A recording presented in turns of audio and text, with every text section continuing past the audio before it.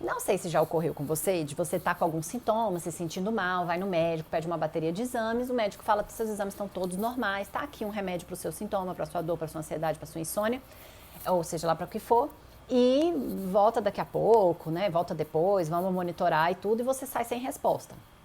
E isso quando não dizem que é coisa da sua cabeça, né? Então é sobre isso que eu quero falar hoje. Quando os seus exames estão normais, pelo médico convencional, é porque ele está dentro de uma faixa de referência. Como que essa faixa de referência ela é estabelecida? Como que o laboratório decide que vai de 2 a 90?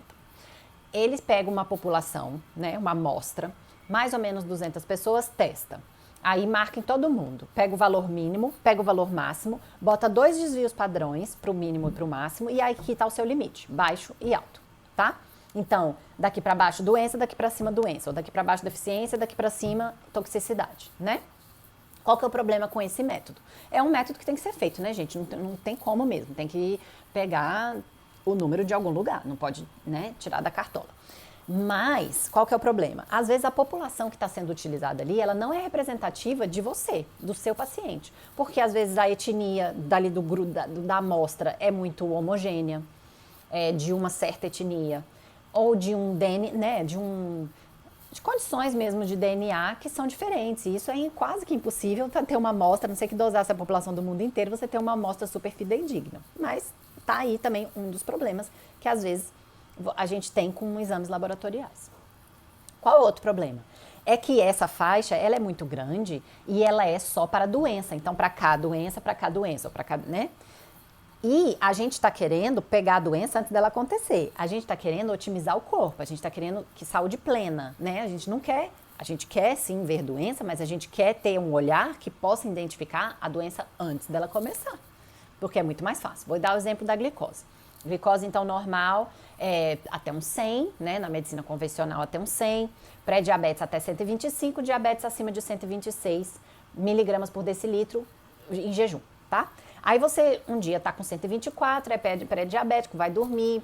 No outro dia você vai no médico, vai dosar, tá com 126. Ele fala, parabéns, agora você é diabético. Toma aqui sua metformina, glucofage, injeção de insulina, seja lá o que for, que tem que ser dado mesmo, tem que ser tratado mesmo a diabetes. Mas o que eu tô dizendo é, essa pessoa foi dormir diabética? Sim, porque ela já estava em processo de doença há muito tempo, né? Ela não, simplesmente porque virou uma casinha do número, que ela passou a ter uma condição, uma doença. Isso vai para várias outras coisas também. Para vários outros biomarcadores. Você já está em processo de doença quando você chega ali no nível, né? E mesma coisa aqui no final, né? Aqui, quando você está com um final baixo, você não está em deficiência porque mudou de um número para outro. Você já vem em processo de deficiência. Suas células já estão com fome, necessitando de um nutriente que está ali naquele valor baixo. Concorda? E outra coisa também é saber pedir os exames que se complementam e que contam uma história muito maior. Por exemplo, a questão da insulina. Quando você está dosando glicose, o seu corpo ele quer manter a glicose baixa a toda custa, porque ele quer homeostase. A desglicemia para o corpo é ruim. Então, o que ele faz isso? A custa de quê? A insulina alta. Ele joga insulina para manter esse açúcar mais baixo. Então, se você estivesse dosando insulina e glicose, né? Insulina, você pegava essa desglicemia anos antes, até 10 a 15 anos antes de desenvolver. Então, pedir exames, analisar exames é realmente uma arte, porque você não só tem que saber quais pedir, em qual faixa ótima cada um tem que estar, porque tem biomarcadores que eu quero lá no finalzinho, tem marcadores que eu quero bem no meinho, e tem marcadores que o ótimo é lá no topo, né? Vitamina D, por exemplo, a gente prefere mais alta.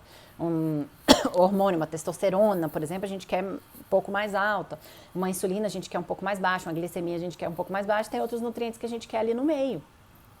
Então, e a última coisa é você saber olhar um número, porque laboratório, gente, é número, né? Exame é só número. Número desassociado de um paciente não diz nada você tem que olhar esses números que estão ali na sua frente junto com a clínica desse paciente. Fala-se que a clínica ela é soberana. Então, às vezes, o sintoma do paciente não está batendo com o laboratório. Você vai tratar o laboratório? Não. O exame? Não. Você vai tratar o paciente. E aí investigar de outras formas por que a pessoa está se sentindo daquela maneira. Porque é muito robótico você simplesmente olhar um número e dizer, ah, é isso, é doença, então toma isso. Ou é isso, não tem isso, então você não está com nada. Apesar da pessoa estar com sintomas, você entende? Então era isso que eu tinha para falar para vocês, que os laboratórios eles têm que ser analisados num contexto da clínica do paciente, eles não são apenas números, que existe uma faixa ótima para cada biomarcador, e que exame em referência normal de laboratório não indica saúde, não indica ausência de doença, não indica ausência de deficiência de nutriente, tá? Muita gente aí deficiente de nutriente e tá ali na faixa normal, tá? Era isso que eu tinha que falar para vocês hoje.